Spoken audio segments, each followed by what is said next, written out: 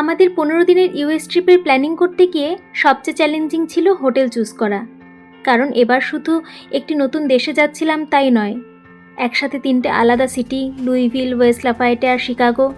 আর তার থেকেও বড় চ্যালেঞ্জ ছিল আমাদের 11 মাসের ছোট্ট দিব্যকে একটি smooth and comfortable trip provide করা।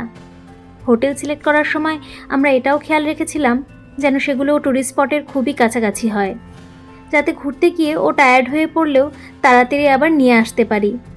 আর আমরা সবসময় একটা ব্রেক রেখেছি, যেমন সকালে কোথাও ঘুরতে গেলে দুপুরে ওর ঘুমের টাইমে হোটেলে ফিরে এসেছি, তারপর রেস্ট নিয়ে সব ঠিক মনে হলে বিকেলে বেরিয়েছি অন্য স্পটে। আর ঘোরার মাঝেও 2-1 দিন করে করে গ্যাপ দিয়েছিলাম, এর ফলে একটু রিল্যাক্সভাবে ও ট্রিপটা এনজয় করতে পেরেছে। প্যারেন্ট হওয়ার আগে লাইফ অনেক ডিফারেন্ট ছিল, প্রচুর ট্রিপ প্ল্যান করতাম, না ভেবেই হয়তো অনেক জায়গায় চলে যেতাম। কিন্তু এই ট্রিপের আইটিনারি করার আগে আমাদের মেন প্রায়োরিটি ছিল দিব্যর সেফটি আর কমফর্টের কথা ভেবেই সব কিছু প্ল্যান করা। প্রথমেই এনশিওর করেছিলাম যেন সব হোটেলসের রুমেই ইকুইপড কিচেন থাকে, কারণ আমরা নিজেদের জন্য রেস্টুরেন্টের খাবার অর্ডার করতে পারবো ঠিকই, বাট দিব্যর জন্য সেটা কখনোই পসিবল নয়।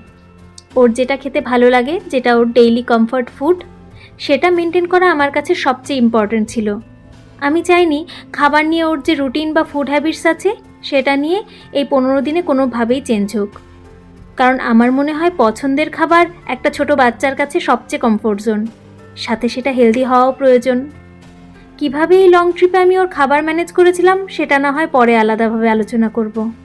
যাই হোক, আমাদের সেকেন্ড যে রিকোয়ারমেন্টস ছিল সেটা হলো বেবি কট অ্যারেঞ্জমেন্ট।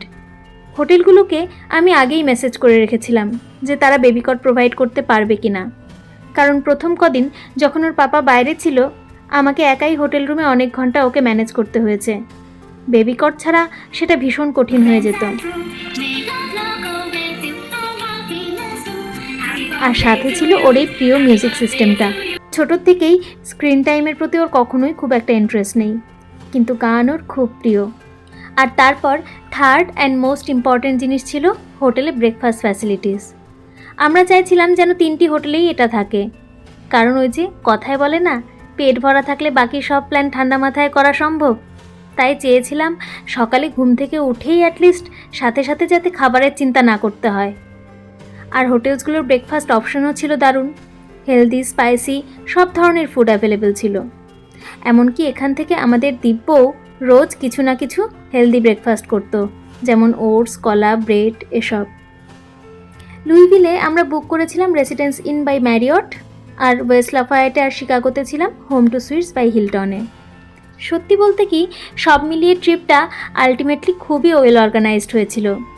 হ্যাঁ, প্রবলেমস অনেক এসেছিল, কিছু সিচুয়েশন হ্যান্ডেল করতে আমাদের অনেক কষ্টও হয়েছে, ভীষণ টায়ারিং ছিল আমাদের দুজনের জন্য সব দিক ম্যানেজ করা।